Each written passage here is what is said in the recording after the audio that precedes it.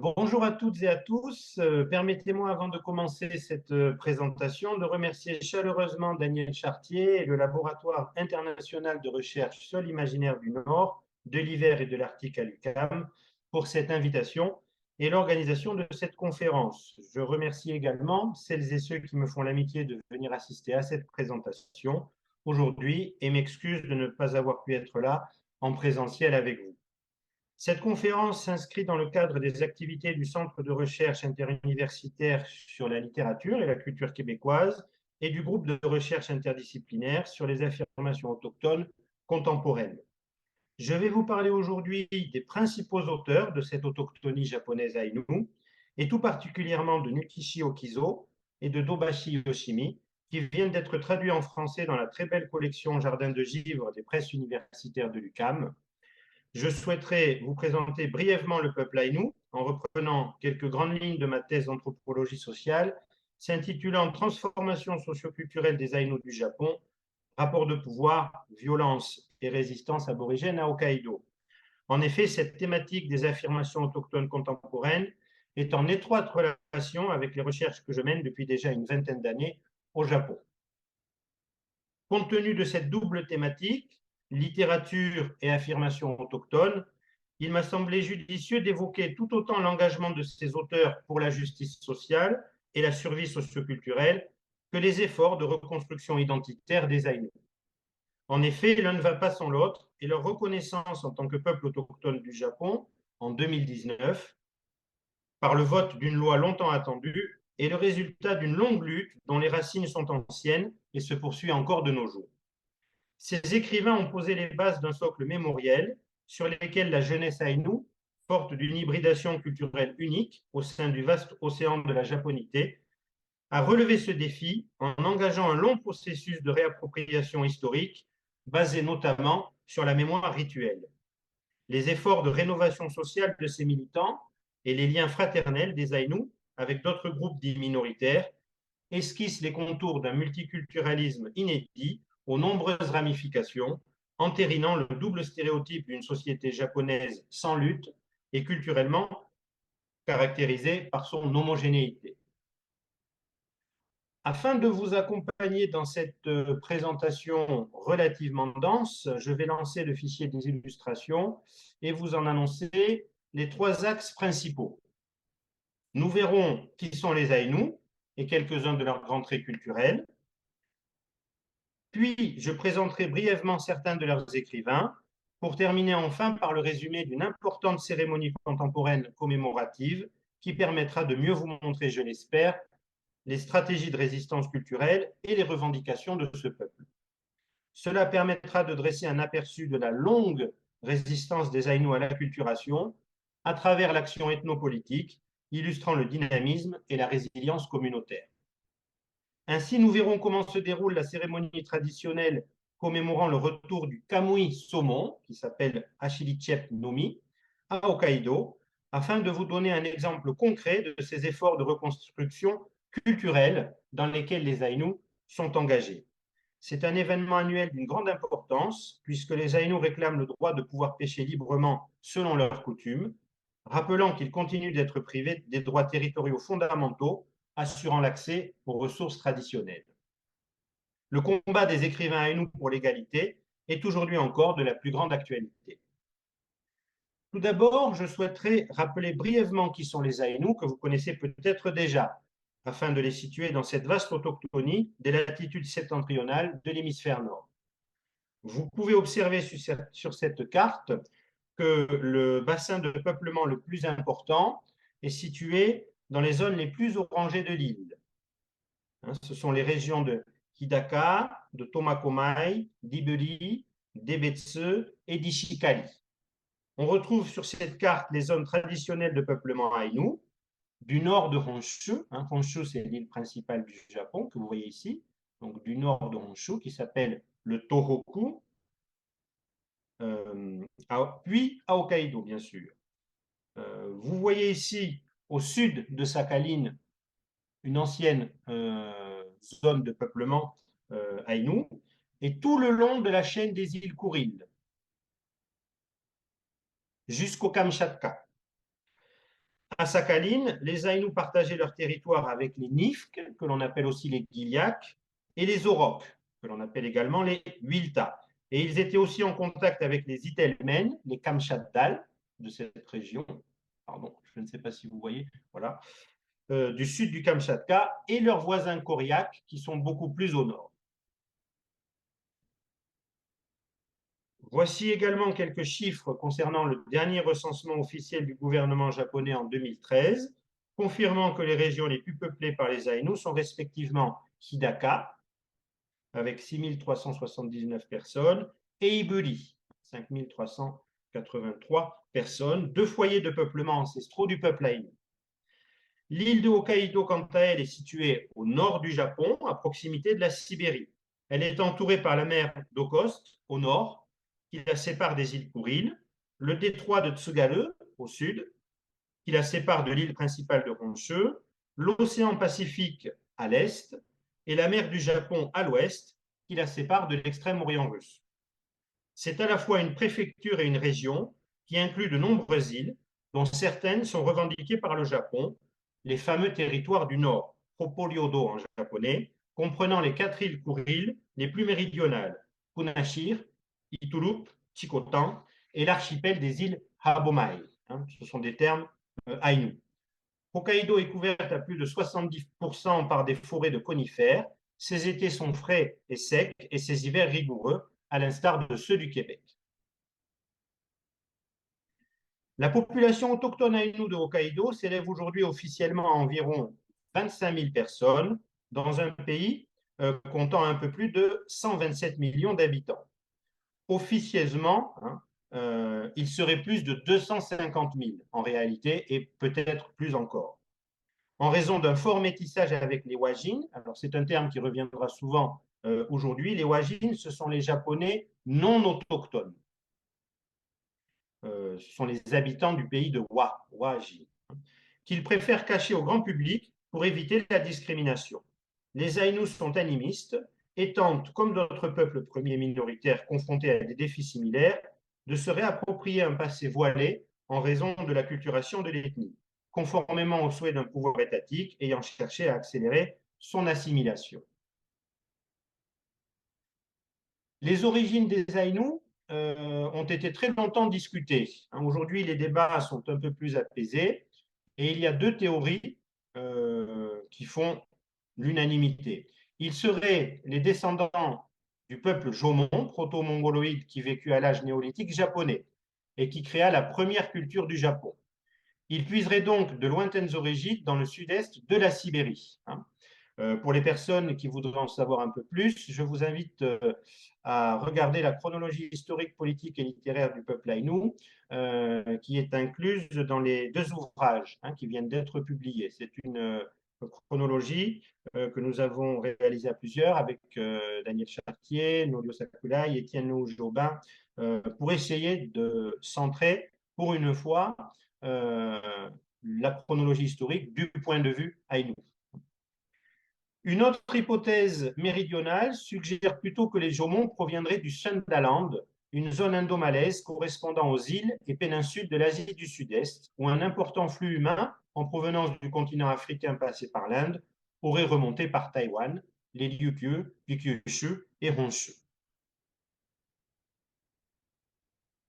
Engagés de longue date dans la lutte pour l'obtention et l'application de droits relatifs à leur statut de peuple autochtone, ils furent notamment particulièrement attentifs au combat des Indiens des États-Unis, notamment les Sioux Oglala, lors des affrontements avec le FBI lors de la commémoration du massacre de Wounded Knee en 1973, mais aussi de ceux des Noirs américains du siècle dernier pour l'obtention des droits civiques.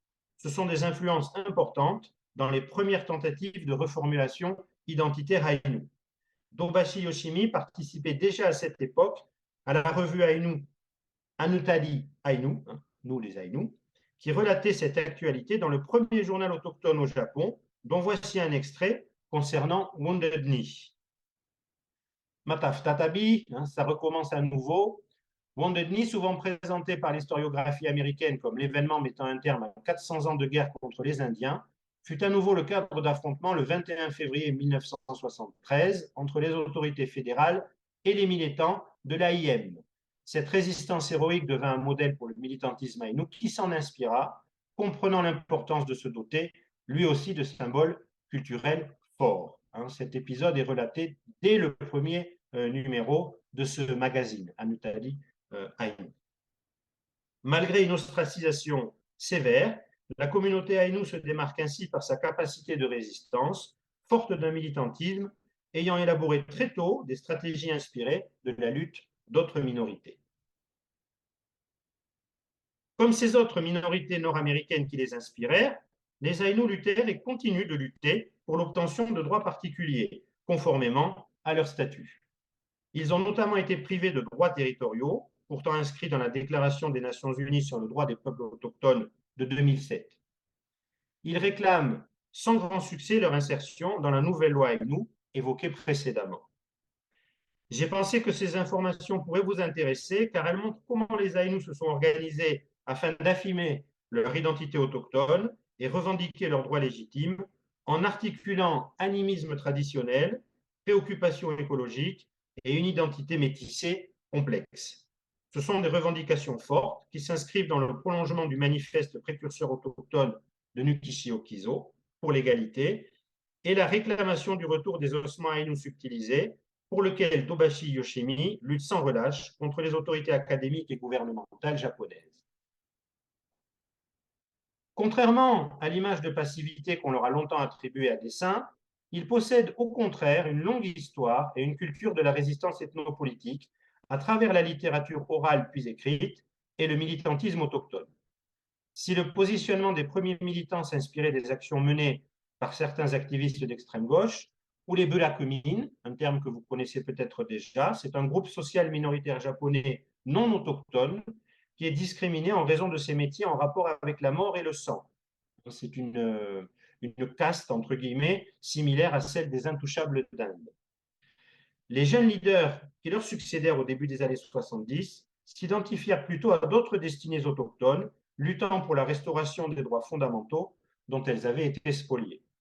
Si l'intrusion japonaise dans la société traditionnelle aïnou provoqua une crise à presque tous les niveaux, physique, économique, identitaire, écouménal, l'impact de son système de valeurs sur celui plus fragile des autochtones fit de surcroît voler en éclats une partie de leurs assises culturelles, les contraignant à une coexistence difficile imposée par la force. Les Aïnous durent s'en accommoder, sans pouvoir empêcher la désintégration de certaines structures traditionnelles, marquées par leur cohésion jusque-là. C'est de cette situation conflictuelle qu'est ainsi née une première forme de métissage, alors que les Aïnous, déjà familiarisés avec certains éléments de la culture japonaise, qu'ils s'étaient appropriés selon des logiques de prestige, en adoptèrent de nouveau par compensation, sans pour autant véritablement s'assimiler. La colonisation, malgré sa profondeur, n'a cependant pas totalement annihilé les strates les plus enfouies de l'organisation sociale des anciens Khotans. Un Khotan, c'est un terme qui signifie village en aïnou. L'acculturation, loin d'être totale, apparaîtrait plutôt fragmentaire, compte tenu de la relation passionnelle que les Aïnous continuent d'entretenir avec leurs traditions et le désir de la jeune génération d'en inventer de nouvelles pour conserver le lien avec ses origines à un moment déterminant de son histoire. Il est significatif de constater que ce besoin impérieux de quête et de création culturelle est issu des autochtones les plus acculturés et correspond à une tentative de réponse originale à la domination socioculturelle ou agile, les Japonais non autochtones dont je parlais tout à l'heure. Le divin et la spiritualité, dans leurs expressions animistes aïnou, ne se sont pas non plus raréfiés pour autant. Les Kamui continuent d'évoluer librement d'un monde à l'autre, chaque fois que les hommes rétablissent par le rite le passage et le dialogue entre les deux univers. Bien qu'il n'ait jamais eu à proprement parler de projet indépendantiste, celui d'afficher son appartenance à l'autochtonie hokkaidoise, tout en étant de nationalité japonaise, est en revanche bien réel. Quelque chose d'inextinguible et peu aisé à définir, que les Aïnous appellent Aïnoupuli, a résisté à l'effacement. Aïnoupuli, c'est un concept que les Aïnous définissent comme le comportement adéquat et conforme aux protocoles ancestraux, permettant le maintien du lien avec les ancêtres et les Kamui vivant dans un espace parallèle.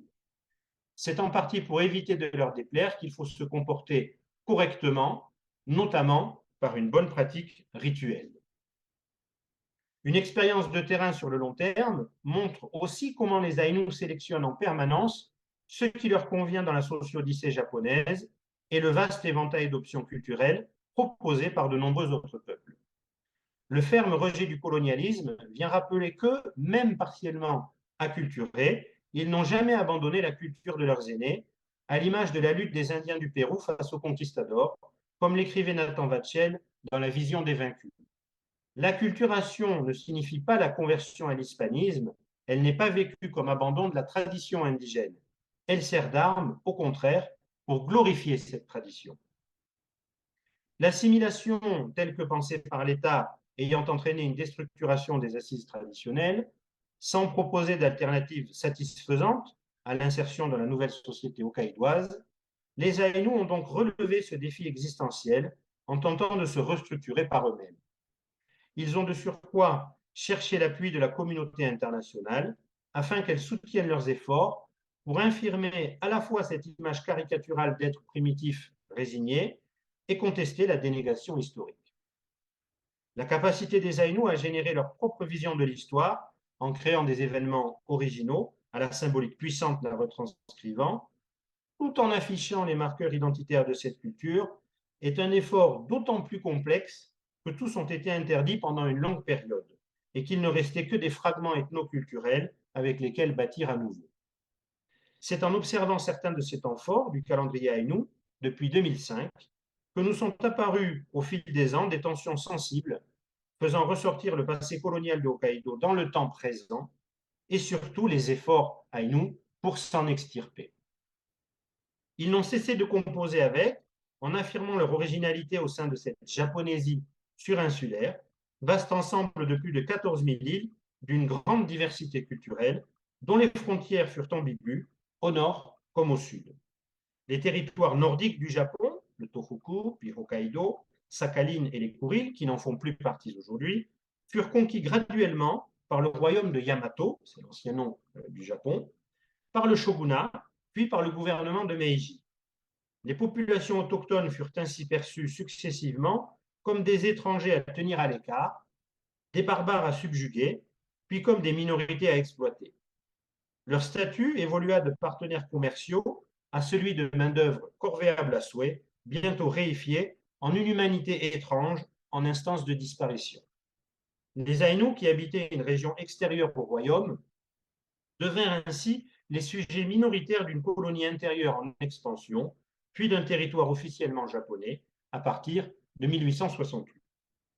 Adoptant certaines stratégies des groupes sociaux japonais selon leur milieu d'origine, insertion dans une bourgeoisie agraire décisionnelle peu nombreuse pour les anciennes élites reprenant les modèles économiques japonais, participation aux projets commerciaux et aux services tertiaires liés à l'ethnotourisme, ou fidélité à une tradition parfois réinventée pour les plus pauvres, en l'absence d'autres possibilités de révolte que le recours à l'imaginaire et à la tradition, les formes de la résistance n'ont cessé de se transformer et d'évoluer conjointement aux changements sociaux. Le recours aux traditions et à leur réinvention dans un contexte d'apparente défaite est devenu le moyen principal de la résistance au nouvel ordre établi. Face à ce rapport de force disproportionné, l'exclusion sociale les a contraints à recourir à des stratégies de résistance, d'abord basées sur l'accommodement rusé pour ne pas disparaître, puis sur la revendication de droits autochtones après les longues années de concession. C'est dans ce contexte colonial oppressif que la littérature aïnou a émergé sous une forme écrite, celle-ci étant à l'origine exclusivement orale. À l'origine, elle s'incarnait en de longues sagas épiques mémorisées, les yukars, racontant les exploits ou les mésaventures des héros humains. En dehors de la transcription de ces récits, dès la transition au japonais écrit des premiers écrivains aïnous, ce fut une littérature de lutte contre l'effacement culturel et de résistance à l'oppression. La naissance de cette littérature écrite, transposée en japonais, date du début du XXe siècle. C'est à travers un magazine, Utari Gus, pour les Aïnous, publié de décembre 1920 à avril 1925 par les membres de la mission évangélique Aïnou Denbotan du révérend John Batchelor, que de jeunes auteurs aïnous commencèrent à y proposer des poésies et des textes en prose. Soutenu par Kanali Matse, son nom aïnou est Imekane, c'est la tante de Chidi Yukiye, et de Ega Torazo, un instituteur converti, le petit magazine regroupa tout d'abord les poésies de la fille adoptive du révérend, Yaeko Bachelor, puis très vite, la plupart des jeunes écrivains aïnous y publièrent régulièrement. C'est durant cette période que Yaeko, comme d'autres jeunes aïnous, fut bouleversé par la lecture du livre Aïnou Shinyoshu de Chidi Yukiye, à sa parution en 1923, dont l'impact fut tout autant décisif sur les jeunes talents gravitant autour de ce cercle évangélique. Vous avez donc ici une illustration de Bachelor Yaeko qui fut adoptée par le révérend en 1906 à 22 ans. Elle devint une poétesse reconnue à travers ses tankas. C'est une forme de poésie japonaise classique très populaire. Missionnaire active, elle consacra sa vie à l'évangélisation des Aïnous. Elle participa donc au fameux magazine Utali-gus en proposant ses poèmes, cherchant à redonner aux Utali, alors c'est l'autre terme que les Aïnous utilisent pour se qualifier, pour leur redonner donc un sens de la fierté et de l'honneur. Ils furent regroupés par Kindaichi Kyosuke dans une émouvante compilation appelant à la fin du désespoir et de l'alcoolisme de son peuple.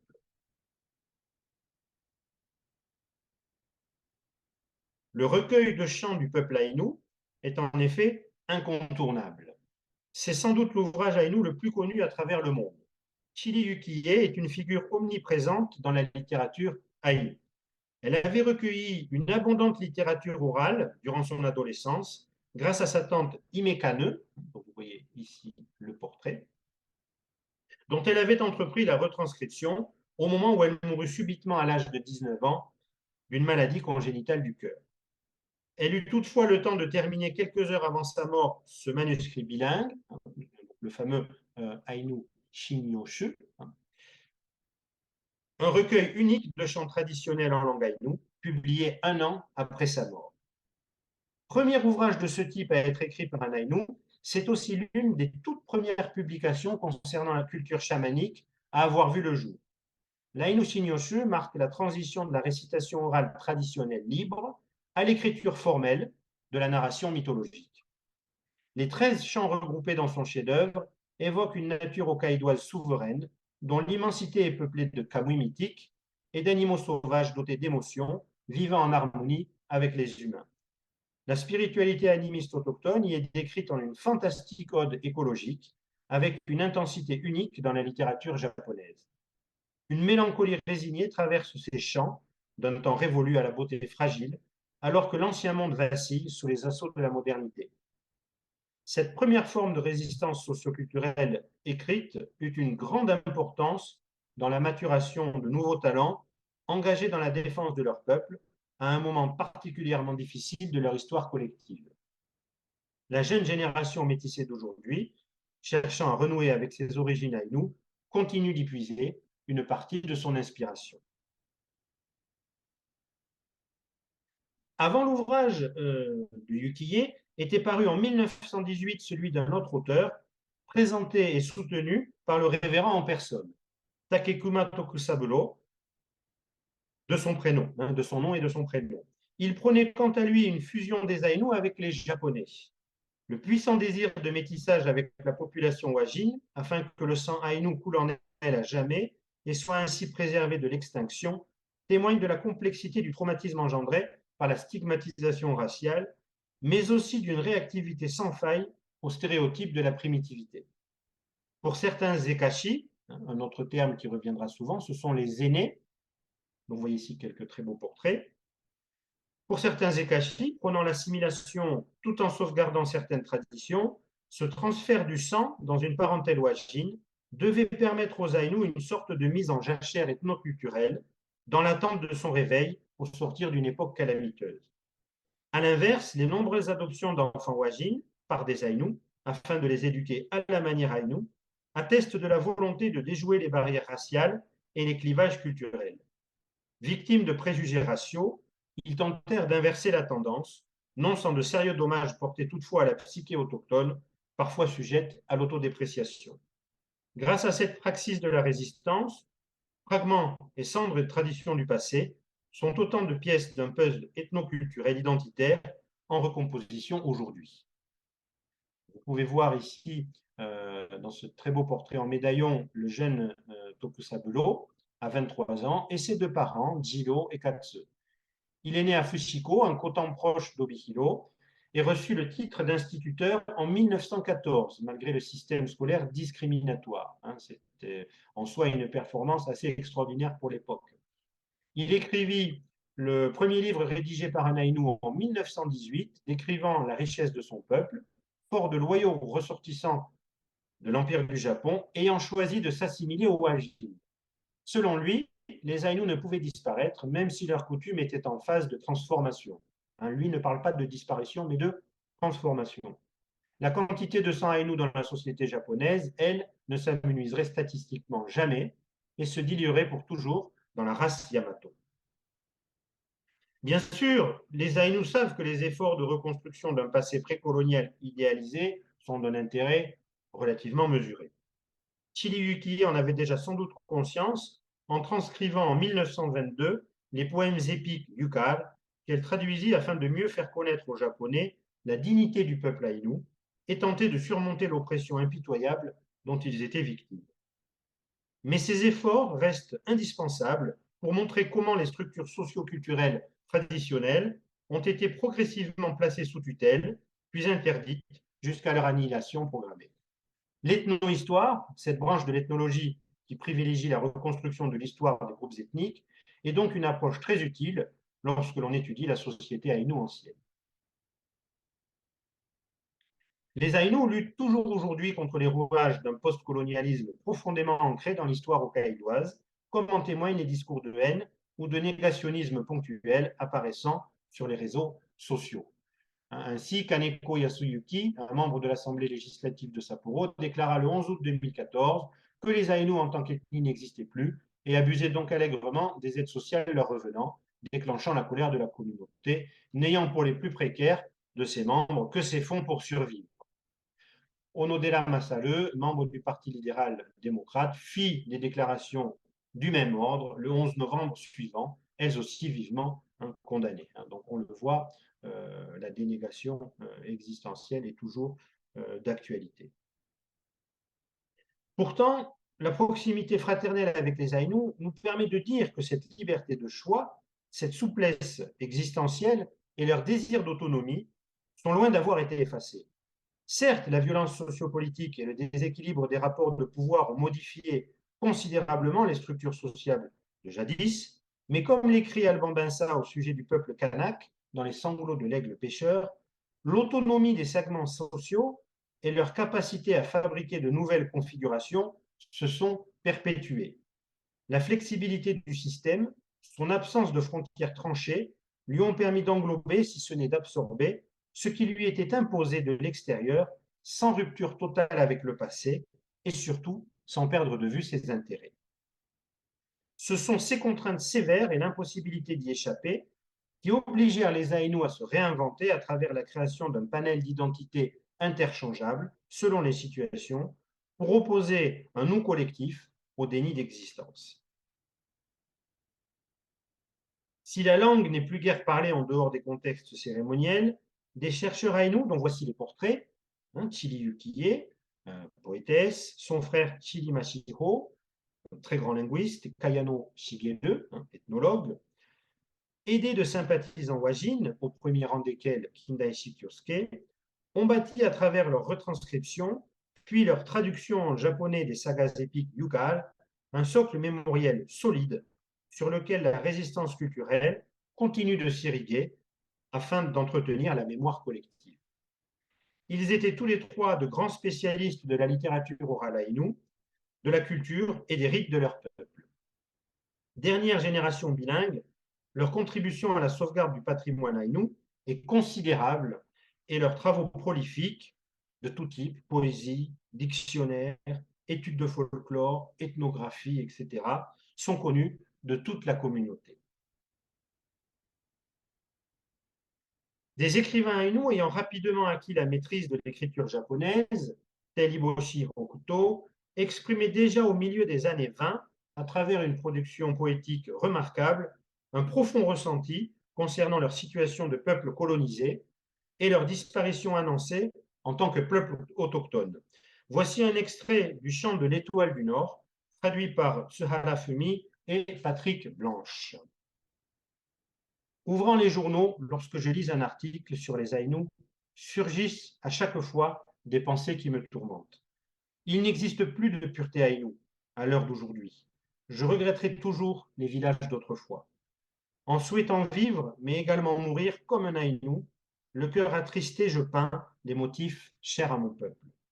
Reprenez courage, ô mes frères Aïnous. Il faut souhaiter de grandir et prospérer sur la terre comme au ciel. Voilà que la nuit déjà s'est bien avancée. Soudain, malgré moi, songeant à mes compagnons, je me mets à sangloter. Hatozawa Samio fut lui aussi l'un des premiers jeunes Aïnous à écrire des textes poétiques inspirés par les travaux de ses aînés, s'exprimant plutôt dans une forme classique, proche du tanka. Il était particulièrement sensible à la discrimination subie par les Aïnous et au caractère complexe de sa nature, profondément ancré dans la mentalité japonaise. Il s'insurgea notamment contre les chercheurs et l'exploitation académique des Aïnous, les accusant de traiter son peuple comme une race morte, alors que lui et les siens étaient bel et bien vivants. Il fustigea les médias, refusant de parler des autochtones en des termes honnêtes ou de prendre en compte leurs revendications. Il critiqua également le tourisme ethnique qui exploitait la misère de son peuple et proposa 8 mesures à l'association des Aïnous de Hokkaido afin de changer cette situation. D'une grande lucidité, Hatozawa Samio a interprété les conditions d'exploitation des Aïnous, contraints à vivre ainsi dans la société Shamo. Shamo, c'est le nom que donnent les Aïnous aux Wajin, en Aïnou. Ce sont les Chameaux, ce sont leurs voisins japonais. Contraints de vivre ainsi dans la société Shamo comme un problème relevant de la structure sociale même de la société japonaise, jugée inhumaine. Solitude, isolement, stigmatisation, détresse, perte des repères traditionnels face à la dépossession de leurs terres et de leurs modes de vie ancestraux, peu nombreux étaient ceux qui trouvaient encore la force de s'insurger contre cette dépossession du monde. La pureté aïnou qu'ils évoquent est celle d'une époque révolue, où les Khotans n'avaient pas encore été submergés par le flot de colons wajines et où les hommes autonomes vivaient encore selon leurs coutumes ancestrales. Si la résistance armée du passé, à travers les conflits de Cochamey en 1457, de Shakushain en 1669 ou de Kunashiri-Menashi en 1789, face à l'intrusion de plus en plus prégnante de l'exploitation commerciale des ressources territoriales, a laissé place à cette triste mélancolie, d'ingénieuses formes de guérilla culturelle souterraine sur le très long terme ont pourtant vu le jour. Acceptation en surface seulement des rapports de pouvoir biaisés, accommodement inventif basé sur le métissage, sans jamais céder à la résignation existentielle, valse identitaire permettant l'accommodement rapide selon les situations sociales, pratique rituelle au sein de l'intimité des foyers et ouverture sur un réseau international pour forger un angle d'attaque plus favorable aux revendications juridiques. La violence institutionnelle et académique a elle aussi été vivement condamnée dès ses débuts, comme elle continue de l'être aujourd'hui, dans l'attente de la restitution des ossements dérobés à des fins scientifiques dans les cimetières par les professeurs des universités du pays. Plus de 1600 squelettes profanés sont recensés aujourd'hui à travers tout le Japon. Le livre de Tobashi Yoshimi, admirablement traduit en français par Étienne Le Haut-Jobin, dans lequel l'autrice relate son combat sans fin pour la restitution des ossements de son ancêtre, le célèbre chef Kimamura Penyuk, grand chef aïnou profané, est l'un des témoignages le plus puissants. Frère aîné de l'arrière-grand-père de Tobashi, il était le chef du Khotan de Pilatoli et officier en tant qu'intermédiaire entre les autorités japonaises et les communautés aïnous de la région. Il fut aussi le professeur du révérend Bachelor lorsque celui-ci commença son séjour parmi les Aïnous et débuta son apprentissage de la langue. Homme de grand prestige, respecté de tous, dont la contribution au développement de sa région et à l'intégration des siens fut sans pareil, son statut ne l'empêcha pas pourtant de voir sa tombe vandalisée et ses ossements finir entre les mains de sombres profanateurs. Bafunke, cet autre chef Aïnou prestigieux du coton de Haï, de Sakhaline, que Dobashi fait dialoguer avec Penyuk dans son récit, connut lui aussi le même sort. Il travaillait en tant qu'intermédiaire pour les gouvernements russes et japonais. Sa nièce Chunsama épousa d'ailleurs le grand ethnologue polonais, Bronisław Pilsudski. Ces exactions systématiques touchant tous les Aïnous étaient donc organisées à grande échelle, sans aucune considération des personnes. Réifiés, dénués des attributs de l'humanité, les Aïnous furent réduits au statut de spécimens de laboratoire, dont il fallait conserver les derniers vestiges pour le bon plaisir d'une science dégénérée.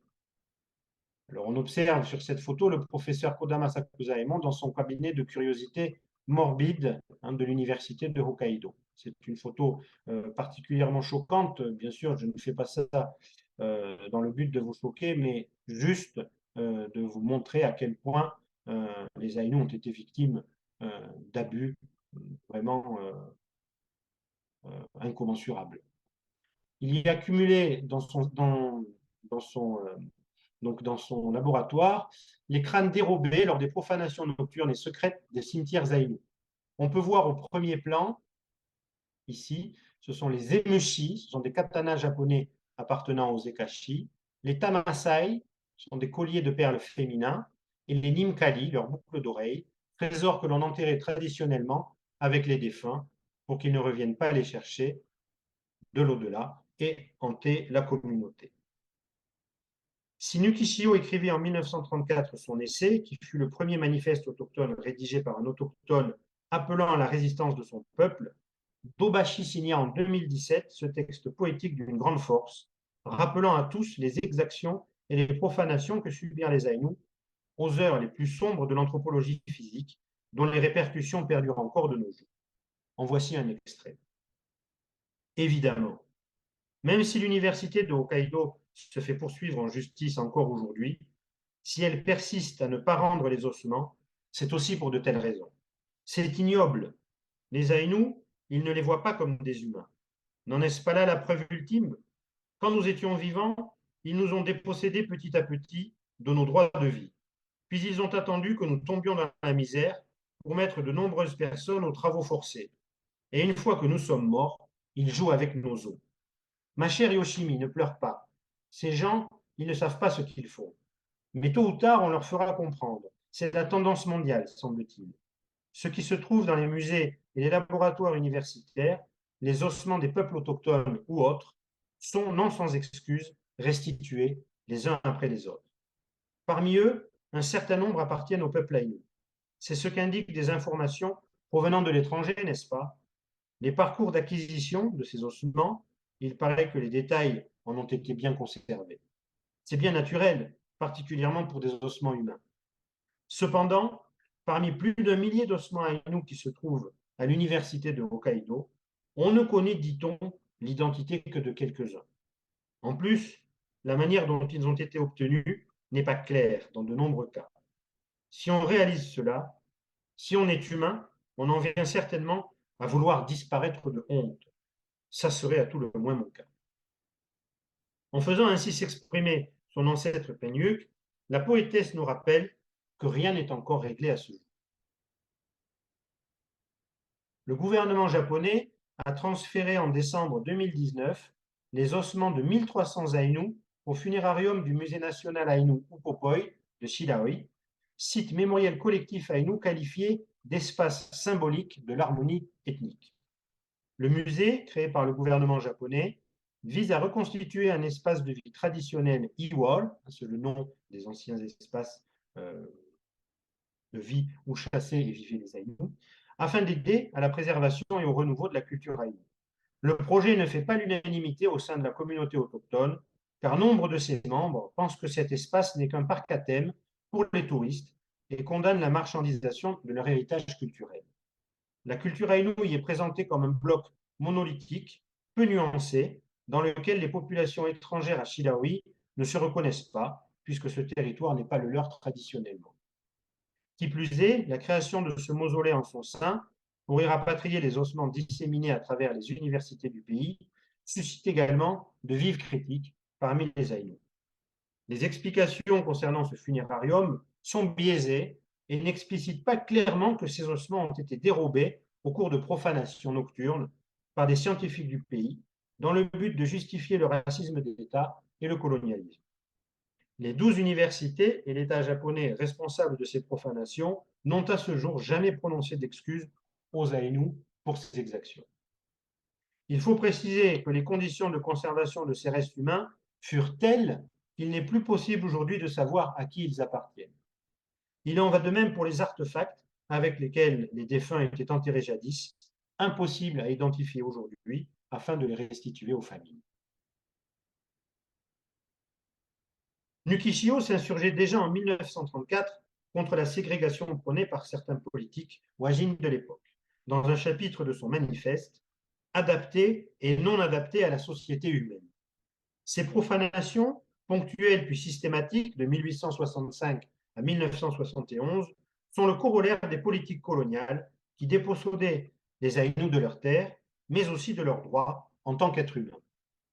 Ces pratiques s'accompagnaient de prélèvements d'échantillons sanguins chez les vivants et d'études sur la physionomie des Aïnous, généralement sous la contrainte policière ou en trompant les Aïnous sous prétexte de vaccination préventive.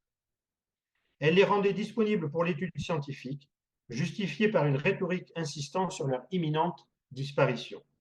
Ces discours, entretenus et diffusés par les tenants de l'anthropologie physique, s'empresseront dès 1927, à l'instar de l'ethnologue franco-suisse Georges Montandon, de mener des enquêtes somatologiques sur le terrain au nom de la science. Depuis l'invasion de la Mandchourie en 1931, l'Empire du Japon s'était engagé dans un processus expansionniste irrémédiable qui l'amènerait à signer en 1936 le pacte anti-Comintern avec l'Allemagne hitlérienne. Sa politique coloniale s'étendrait bientôt à toute l'Asie et le mènerait inexorablement à la guerre du Pacifique, puis à la défaite. L'Allemagne nazie s'intéressa donc elle aussi pour un temps, à partir de 1934, à toutes les recherches sur les Aïnous, largement stimulée par une tentative pro-japonaise de lier ces Aryens septentrionaux au peuple japonais afin de justifier cette alliance. En effet, les Aïnous furent longtemps considérés comme une branche caucasienne perdue en Extrême-Orient. Les travaux de Montandon, qui avait mené des investigations crâniennes et biologiques paléo-sibériennes parmi les Aïnous en 1927 et en 1937, furent étudiés selon cette grille de lecture par les responsables du programme. Devenu antisémite en 1936, Montandon fut l'un des théoriciens d'un racisme dit scientifique.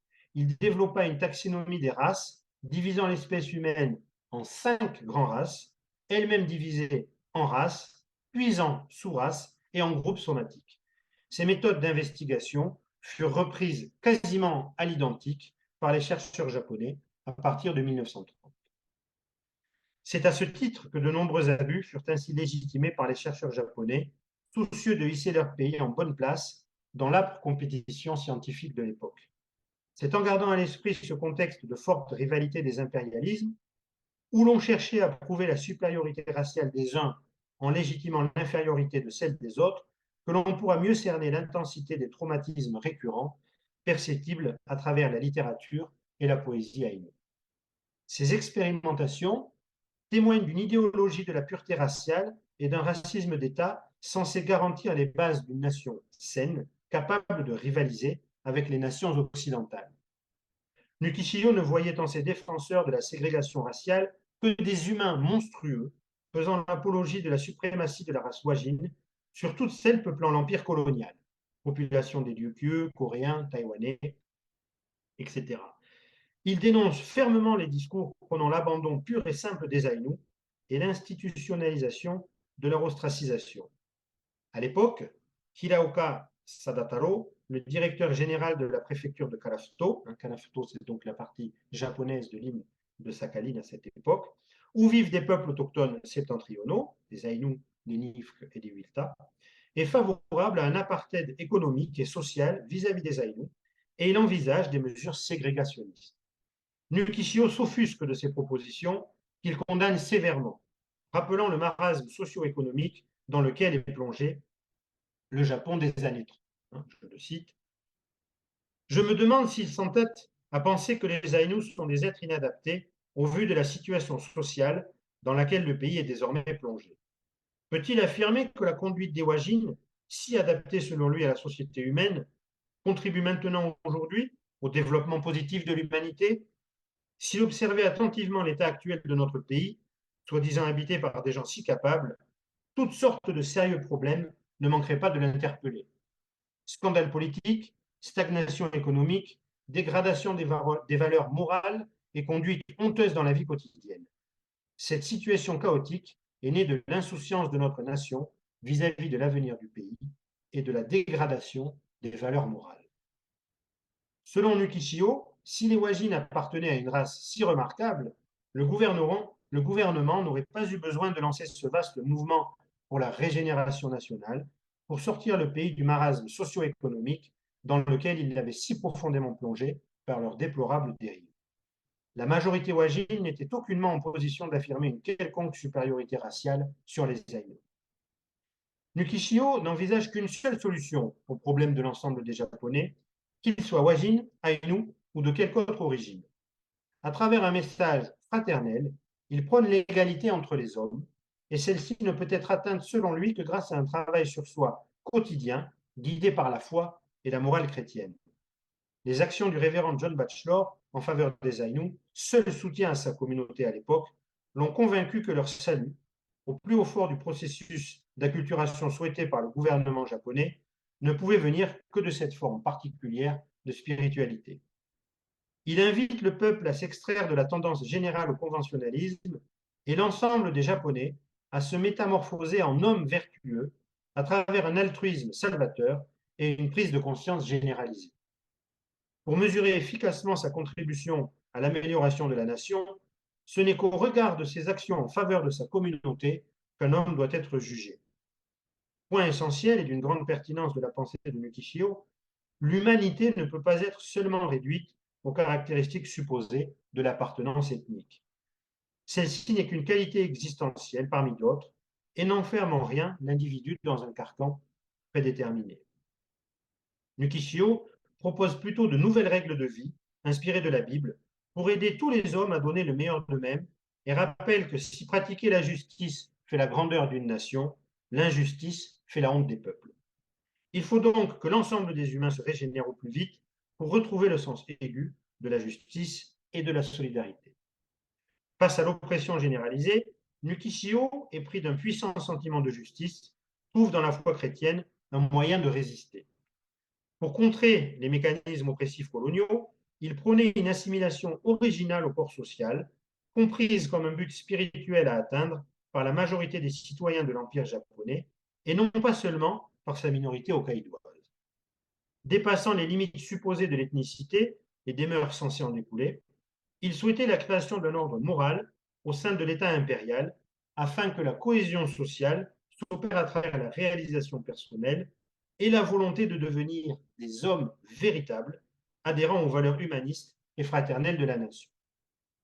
Ainsi, l'essai politique de Nukishio Kizo et le texte poétique de Dobashi Yoshimi, elles aussi chrétiennes, sont deux œuvres représentatives de cette littérature autochtone engagée.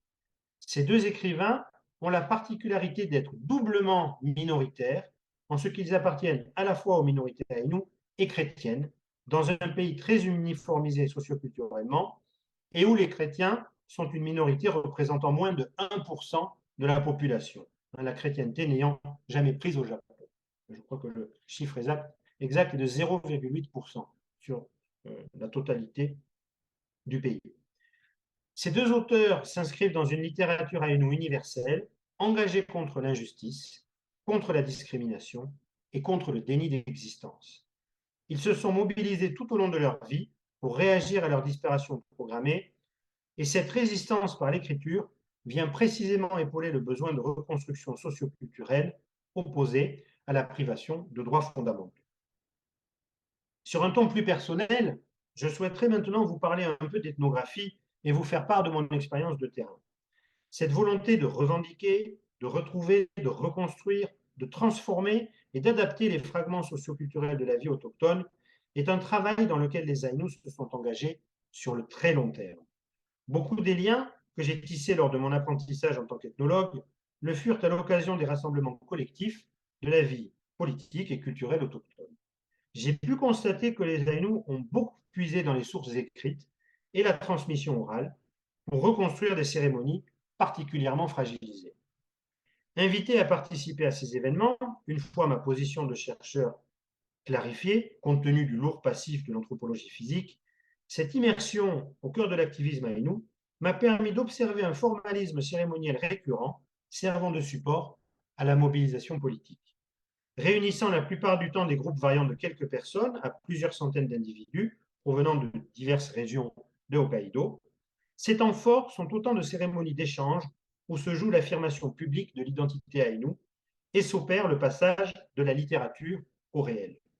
Moment exceptionnel, toujours attendu avec fébrilité, en ce qu'il brise le relatif isolement de la vie quotidienne, la réunion des membres des Blake, ça veut dire hamu, hameaux, vous savez, les hameaux, les villages, c'est le terme qui remplace autant aujourd'hui.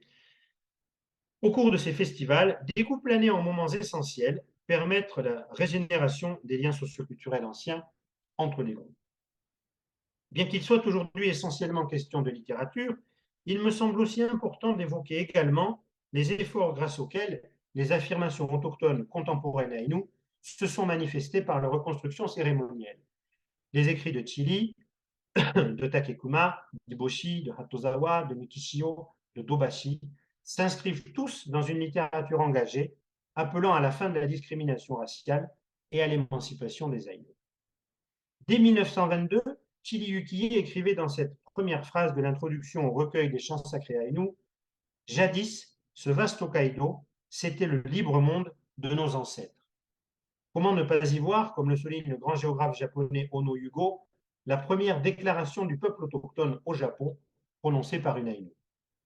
Cette littérature, dans laquelle la jeune génération puise une partie de sa combativité, a assuré dans une certaine mesure le renouveau du militantisme contemporain et un regain de fierté lié à l'appartenance à cette culture.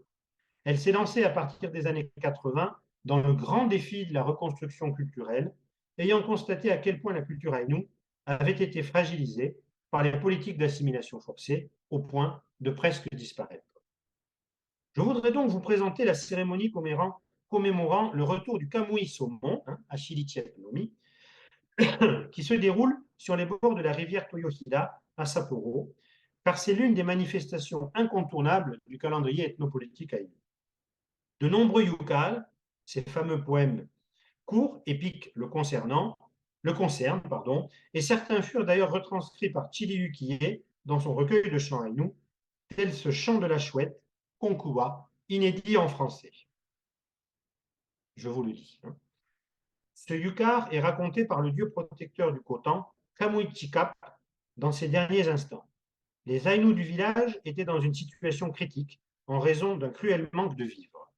Ils ne trouvaient plus ni cerf dans les montagnes, ni saumon dans les rivières. Kamuichikap a donc enquêté sur les causes de cette pénurie et réalisé que les négligences des Aïnous envers les cerfs et les saumons en étaient la cause. Le dieu des cerfs, Yukor Kamui, et celui du saumon, Chepkor Kamui, s'en offusquèrent et arrêtèrent d'envoyer leurs sujets dans le monde humain. Ayant compris la cause de ces troubles, le dieu protecteur du Khotan transmit en rêve son message aux Aïnous pour qu'ils modifient leur conduite adéquatement. Désormais, les Aïnous font bien attention à accueillir les cerfs et les saumons en faisant correctement les rituels qui leur sont dus et ne souffrent plus ainsi de famine. Fort de ce constat, le dieu protecteur quitta tranquillement le monde humain afin de retourner dans celui des Kamui. Les rituels qui constituent cette cérémonie du retour du saumon sont des actions stratégiques à part entière visant à inscrire la présence et les revendications aïnous dans la société par des faits concrets attestant de l'irréfutable constat de son existence et de sa vivacité. Ils renforcent du même coup la confiance en soi de la communauté, selon le vieil adage « l'union fait la force » et permettent la régénération des traditions culturelles.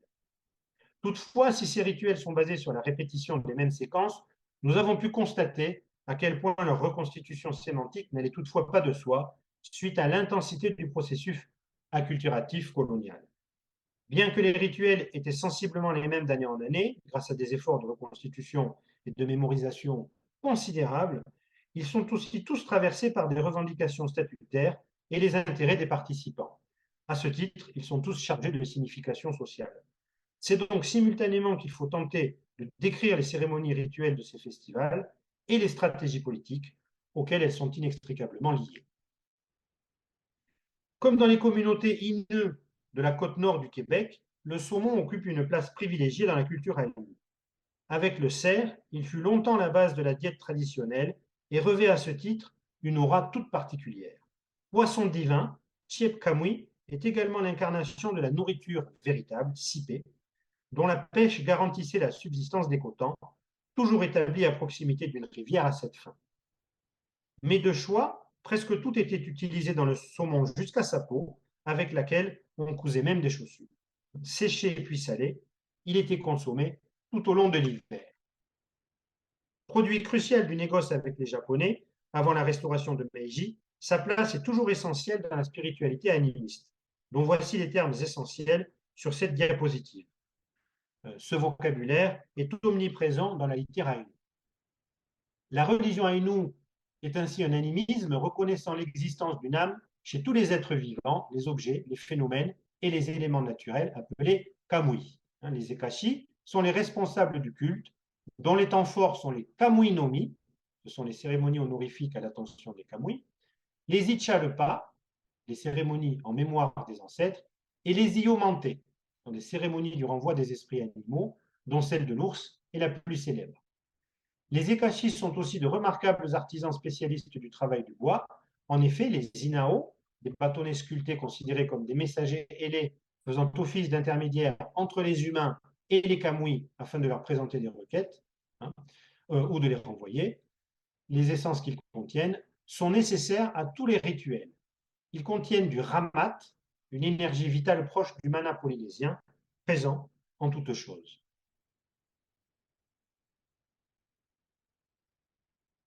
On offre le saumon au kamui lors des iomante, des ichalupa et de certains kamui nomi. Tous incluent la préparation et l'offrande d'inao au kamui, par exemple, kamui de la rivière, pet kamui, kamui du renard rouge, chilonep kamui, ainsi que le don de saumon aux déités les plus importantes, de la montagne, kimun kamui, ou du feu, ape fuchikamui. La répartition des zones de pêche se faisait selon des règles proches de celles de la chasse. Antériorité de l'utilisation de la zone par un groupe donné, répartition des poissons selon des règles de parenté, antériorité du peuplement de la région par une tribu et possibilité pour d'autres clans, lors de disettes, d'accéder à cette zone par l'intermédiaire de dons aux propriétaires. Ceux-ci disparurent totalement avec la création de concessions individuelles accordant l'autorisation de pêcher à des exploitants japonais privés. En 1883, les Aïnous furent pressés de se convertir à l'agriculture avec peu de succès. Alors que les Aïnous étaient considérablement appauvris, l'achat de saumon à des pêcheurs voisines pour les offrandes rituelles et l'usage cérémoniel devint si problématique que nombre de rituels périclitèrent. L'appauvrissement du régime alimentaire des Aïnous ne fut pas non plus sans de notables répercussions médicales sur la population, dont le taux de mortalité augmenta considérablement.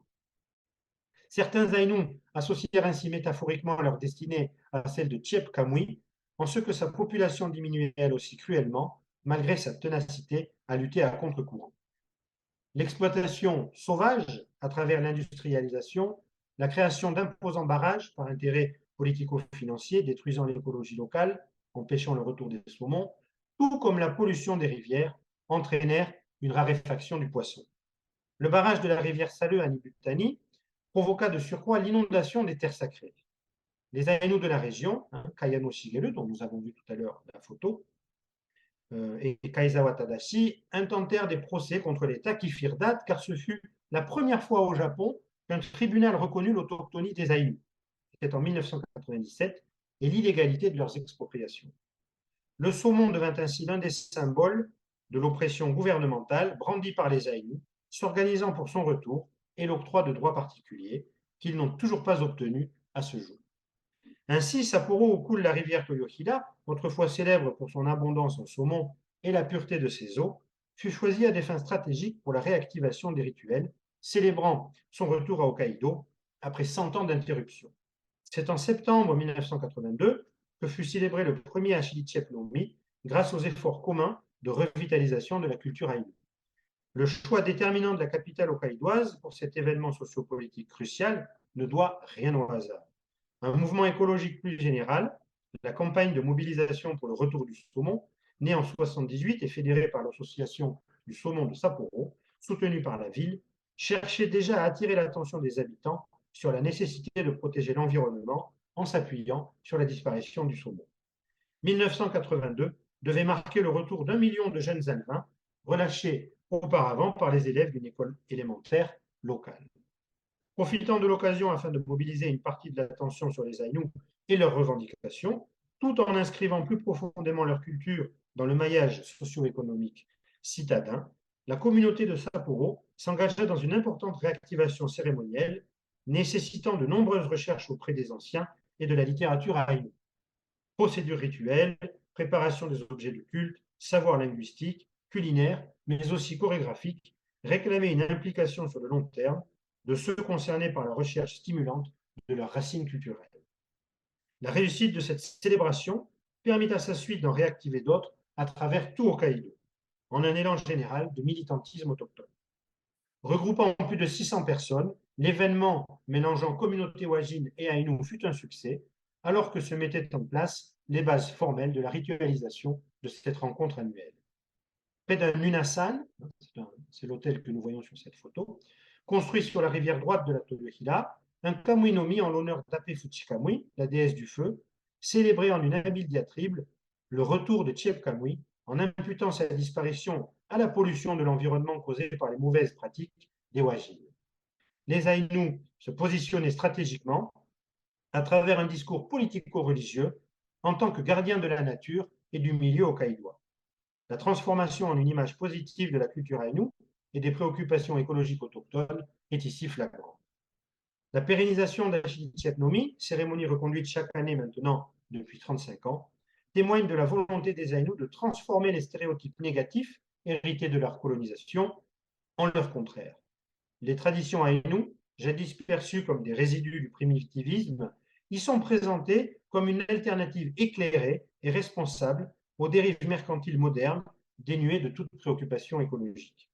En faisant écho au désir d'une partie de la population wajine, peuplant la capitale hokkaidoise, de lutter contre la dégradation environnementale, ils ont su s'insérer dans un mouvement de revendication politique plus large afin de montrer de quelle manière eux aussi continuent d'être affectés par une situation post-coloniale éprouvante. La mobilisation des savoirs traditionnels, pour certains oubliés d'une grande partie de la jeunesse, a de plus engendré une émulation conséquente entre les communautés. Ainsi, fort du succès de la célébration, Achilitiep-Nomi, de la rivière Toyohirawa, de nombreuses autres régions ont fait de même, selon des perspectives différentes. Enfin, cette présentation ne serait pas complète sans dire un mot sur la complexité de l'identité aïnou et la difficulté à la définir. Il n'y a pas à ce jour de définition officielle approuvée par l'État japonais de ce qui constituerait l'ethnicité aïnou. Le consensus habituel concernant une appartenance à cette communauté socioculturelle est basé au choix sur une auto-identification en tant que telle, l'adhésion à l'association des Aïnous de Hokkaido, ou encore l'implication dans l'activisme politique ou associatif. Il suffit souvent de se déclarer Aïnou pour le devenir et être reconnu comme tel. Même s'il y contribue, un ascendant génétique seul ne suffit pas à cette reconnaissance, comme en atteste la majorité des Aïnous, dont l'un des parents est wajine, se déclarant uniquement japonais. Ou le nombre d'affins rejoignant la parentèle des familles déclarées Aïnous, se définissant eux aussi en tant que tels, les enfants adoptés d'origine wajine ou les conjoints d'origine coréenne, il y a eu beaucoup de métissage avec les Coréens à une époque, ou bien tout simplement des non-japonais. Cette situation résulte des politiques assimilationnistes qui obligeaient les Aïnous à se fondre dans la neutralité d'un moule identitaire pour moins souffrir de la discrimination, mais également de la volonté de ces derniers de ne jamais se couper totalement d'une possibilité de renouer avec leur autochtonie, tout en refusant d'être emprisonnés dans un unique carcan identitaire. Les nombreux Ekashi et Futsi que nous connaissons évoquent tous une longue phase de flou identitaire et de confusion culturelle lorsqu'ils se remémorent la période d'activisme intense des années 70. L'effervescence liée au militantisme souvent propulsé par l'appel de l'Aïnoupoli, que les Aïnous définissent par une expression bien particulière, Shiwasawagu, le bouillonnement soudain du sang dans les veines, lorsque l'âme entre en résonance avec les ancêtres ou les kamui, c'est accompagné d'une recherche à tâtons, en japonais mosaku suru, de leur identité mixte, de leur nature profonde. L'ethnologue Anne-Élise Le Wallen compare cette recherche à l'aveuglette à l'expression tesaguri suru, chercher à tâtons en japonais, employée par les couturières aïnous lorsqu'elles tissent des motifs sur les habits traditionnels et cherchent à se remémorer les motifs ancestraux par la répétition des gestes. Voici un exemple d'habit et d'atour traditionnel féminin aïnou. Vous voyez ici ce que l'on appelle le matampus, c'est le bandeau de tête que les hommes et les femmes portent indistinctement. Le rumpe, un kimono de coton molletonné, ouvragé des motifs de hobihiro, ici, dans ce cas. Le fameux tamasai, que nous avons vu tout à l'heure, de beaux colliers de perles bleues et noires féminins, qu'on appelle aussi shitoki quand ils ont parfois un médaillon doré en leur centre, ou encore des nimkali, qui sont des boucles d'oreilles rondes, ou de belles créoles dorées.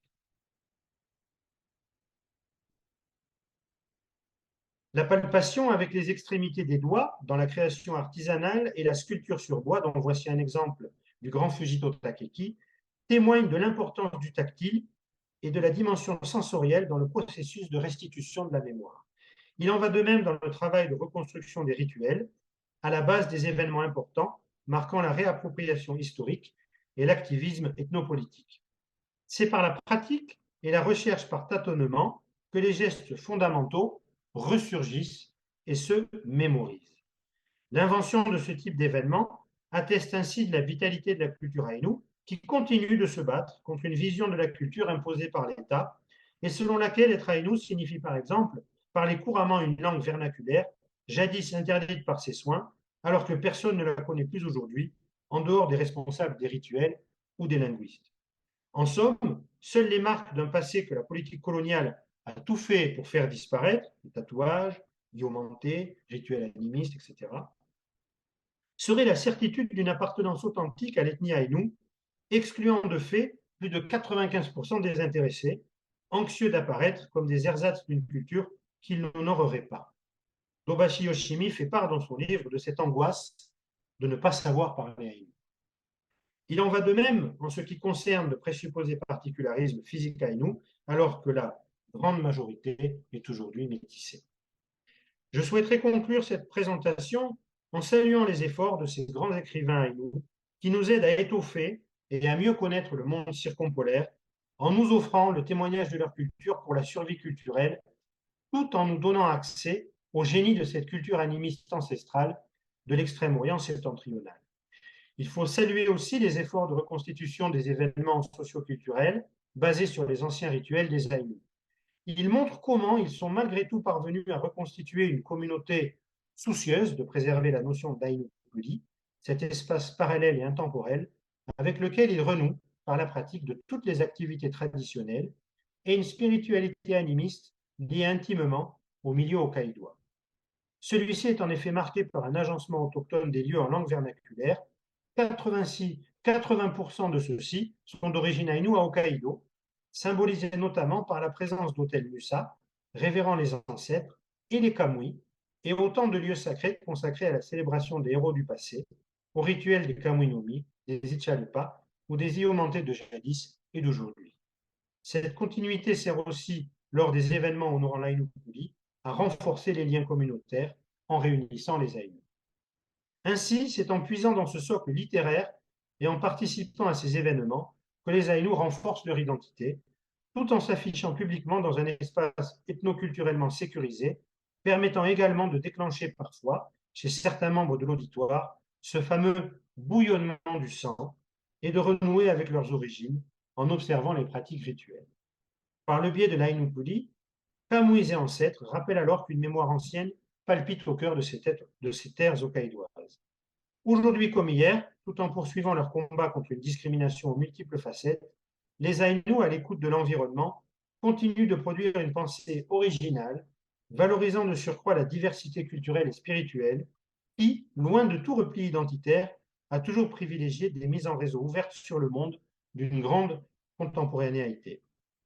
Les Aïnous sont forts d'un métissage remarquable, annonçant notre probable avenir, et leur message pacifiste, d'autant plus puissant qu'il s'est forgé à travers des stratégies de survie étrangères au nationalisme, nous invite à entendre et à protéger la terre, avec lesquels beaucoup d'entre eux, urbains ou ruraux, entretiennent un lien essentiel et privilégié.